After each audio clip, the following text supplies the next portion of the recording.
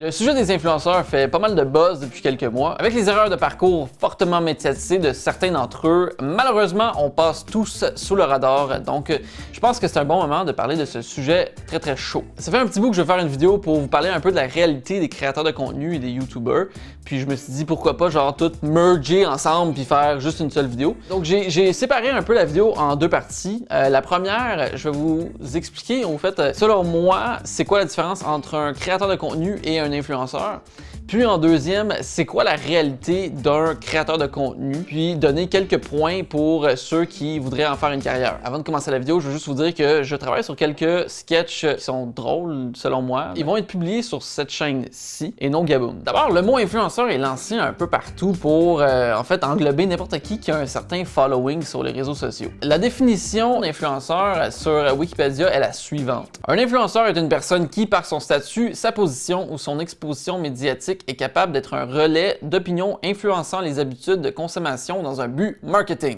En gros, si tu as une certaine audience sur les réseaux sociaux, tu pourrais être un influenceur. Le marketing d'influence est hyper avantageux aux entreprises parce qu'ils peuvent plus facilement cibler un public spécifique avec des budgets vraiment moins élevés que dans les médias traditionnels, genre la télé puis les journaux, mettons. Une fois engagé par la marque, l'influenceur a comme job d'intégrer le produit ou le service à son contenu habituel. Ça, c'est, selon moi, l'influenceur. Donc maintenant, c'est quoi un créateur de contenu? Pour vrai, là, selon moi, c'est quelque chose de vraiment simple. C'est quelqu'un qui crée du contenu, que ce soit genre vidéo, photo, tu fasses des stories. Pour moi, un créateur de contenu a une qualité qui le démarque des autres. Que ce soit ses compétences en jeux vidéo, en beauté, en cinéma, en parlage à la caméra, en magie, peu importe. Même si la plupart du monde sur le web sont à la fois créateurs de contenu et influenceurs, c'est pas toujours le cas. Mettons que tu fais des vidéos pendant plusieurs années, puis là, t'attends que ton audience augmente, puis que t'as une certaine réputation, puis à un moment donné, tu te dis « Hey!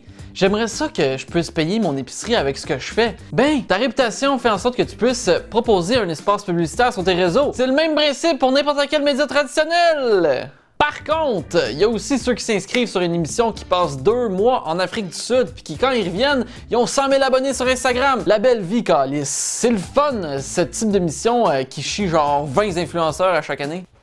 Je peux pas blâmer ces gens-là de pas savoir comment gérer leur nouveau fame. Ça vient pas avec un guide, mettons.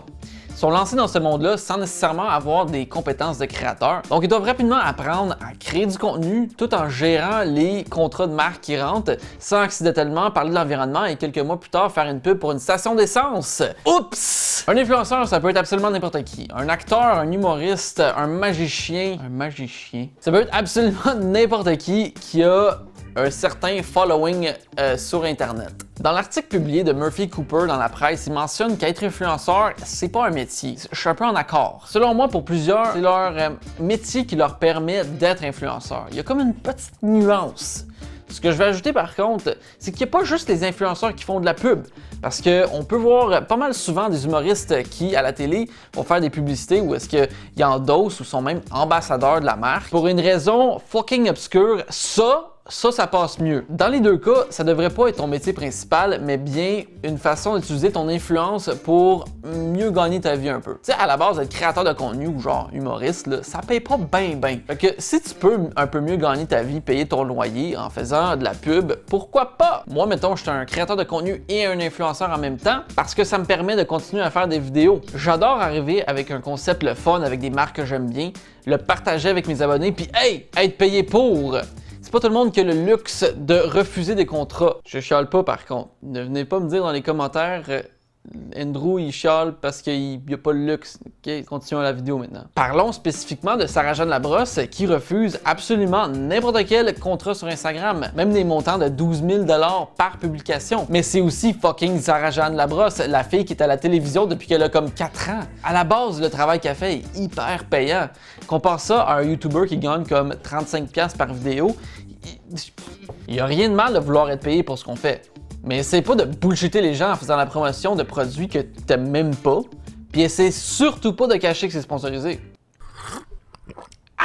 Mettons que tu consommes régulièrement le contenu de certains créateurs, ben tu peux pas vraiment être fâché qu'ils veulent être payés pour ça. La plupart des créateurs qui sortent du contenu régulièrement n'ont pas vraiment le temps d'avoir un deuxième emploi. Là, pour la question de cette vidéo, devrais-tu devenir un influenceur? Tu sais, c'est pas vraiment une question que je peux répondre facilement. Au lieu, j'ai décidé de donner quelques points dont il faut tenir compte si tu veux faire ça de ta vie. On va utiliser le terme influenceur au sens large, ce qui inclut aussi les créateurs de contenu. Pour mieux structurer mes pensées, j'ai divisé ça en 5 points.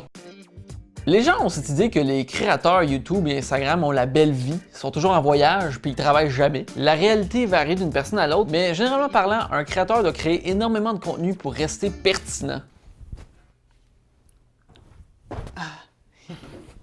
Il y a de fortes chances que tu doives publier du contenu très souvent. Les adolescents sont assez avantagés à ce niveau-là et je pense que c'est pour cette raison-là qu'il y a autant de jeunes créateurs. Logiquement, si tu habites chez tes parents et que tu n'as aucune responsabilité, tu as probablement plus de temps de faire du contenu que quelqu'un qui fait du 9 à 5. Point 2. Le fame, c'est éphémère. Pour continuer un peu sur le point précédent, il faut créer beaucoup de contenu pour garder une certaine notoriété. Tu veux pas être pris sur une plateforme qui meurt, il faudrait que tu sois sur le plus de plateformes en même temps. Ce qui veut dire qu'il faut que tu crées ou que tu recycles du contenu pour pouvoir le publier partout. Je sais pas pour vous, mais moi, le gars de Tequila Heineken, je l'ai pas revu depuis 2012.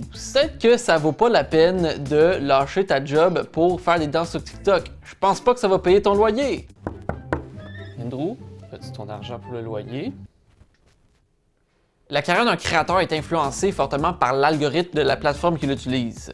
Donc, il faudrait que tu te poses la question. Si demain YouTube ferme, est-ce que tu es encore pertinent ou est-ce que tu es capable de t'adapter à autre chose? Faut pas oublier que c'est pas toujours à vie. Il y a des chaînes avec des centaines de milliers d'abonnés qui meurent.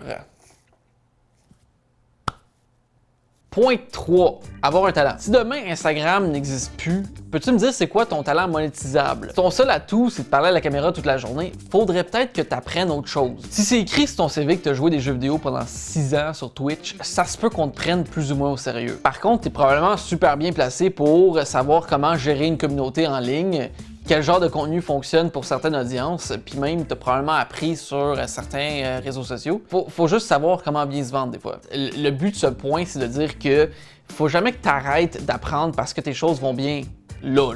Continue de peaufiner constamment, trouve la chose que t'aimes spécifiquement ton travail et deviens le meilleur dans ça. C'est aussi important de ne pas stagner en termes de contenu. La première fois que tu fais un backflip en vidéo, c'est fucking drôle. La 25e fois, ça se peut que le monde te demande si t'es capable de faire autre chose. Là, tu te demandes sûrement, mais Andrew, c'est quoi ton talent, toi? Ben, moi, je suis devenu vidéographe grâce à YouTube. J'y ai trouvé ma passion de filmer, de réaliser, de monter. J'ai aussi découvert la photographie à cause de Instagram. Avant ça, j'en faisais pas du tout. C'est en faisant du contenu pendant plusieurs années, en évoluant, j'ai vu que j'étais spécifiquement bon en production de vidéos. YouTube, depuis quelques temps, n'est plus ma source de revenus principale. Je le fais majoritairement pour le plaisir. Par contre, cette plateforme m'a permis de trouver un emploi, d'avoir des contrats vidéo où je continue à m'améliorer. Tu regardes une vidéo que j'ai faite l'année passée sur cette chaîne, tu la compares à celle-ci, c'est sûr que la technique n'est pas la même. Point 4, la charge mentale. La plupart des créateurs ont une charge mentale à gérer. Quand 100% de ta vie c'est être influenceur, c'est sûr que tu vas être affecté par tes chiffres et tes likes. C'est normal que tu veux que les gens aiment ton contenu, c'est compréhensible, mais il va falloir que tu gères en plus de ça les gens qui vont toujours être négatifs, peu importe ce que tu sors. Déjà que c'est difficile de se lancer et de publier son art, de devoir gérer des commentaires négatifs, ça peut te gruger. Quand tu vis uniquement pour les vues, tu vas finir par être déçu quand une de tes vidéos fonctionne moins. C'est pas mal moins stressant quand ton revenu principal ne dépend pas de tes statistiques. Point numéro 5. Tu es une business. Être un influenceur, c'est aussi être entrepreneur. N'ayant pas des heures de travail comme tout le monde, la gestion de temps est laissée à toi seul. Ça veut dire que tu peux passer des semaines complètes à travailler, d'oublier de manger, de te laver, puis de devenir un ermite. Par contre, être créateur de contenu peut être super avantageux pour les gens qui sont ambitieux dans la vie. Un créateur serait avantagé de se partir d'une entreprise qu'il est capable de mettre de l'avant en utilisant son influence. Si on prend Olivier Primo par exemple, pour ceux qui ne le connaissent pas, le propriétaire du Beach Club, c'est un entrepreneur à la base, mais on pourrait dire qu'avec ses 350 000 abonnés sur Instagram, c'est aussi un influenceur. Il utilise cette plateforme-là pour propulser les produits qu'il vend. C'est peut-être niaiseux à dire, mais certaines personnes ne savent pas que des revenus YouTube, de Twitch, Patreon et tes partenariats Instagram, c'est des revenus imposables. J'entends des histoires de personnes qui font pas leurs impôts parce qu'ils considèrent pas YouTube comme un emploi. J'ai bien hâte de voir ce que Revenu Québec pense de ça. Dernier petit conseil que je peux donner dans cette vidéo, focus pas sur l'argent en premier lieu.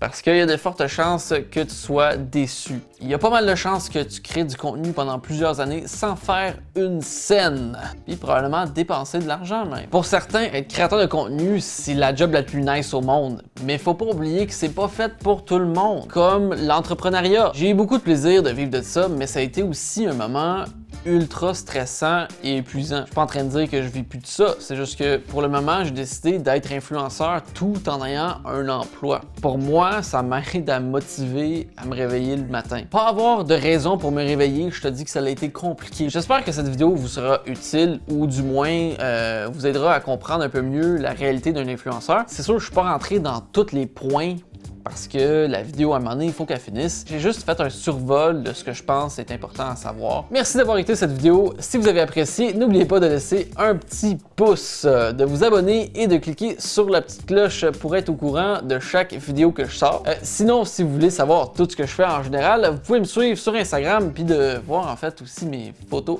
ultra intéressante. J'aimerais aussi remercier ma copine Ariane qui est derrière la caméra, qui n'arrête pas de me dire d'arrêter de crier parce que je crie beaucoup à la caméra. Donc c'est ça. Je veux dire aussi qu'il est rendu 1h du matin. Bye là!